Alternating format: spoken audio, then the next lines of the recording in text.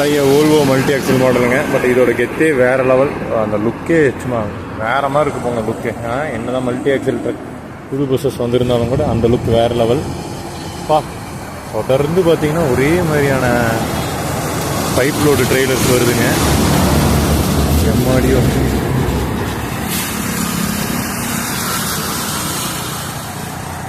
அது எல்லாமே lift park பண்ணுறாங்க.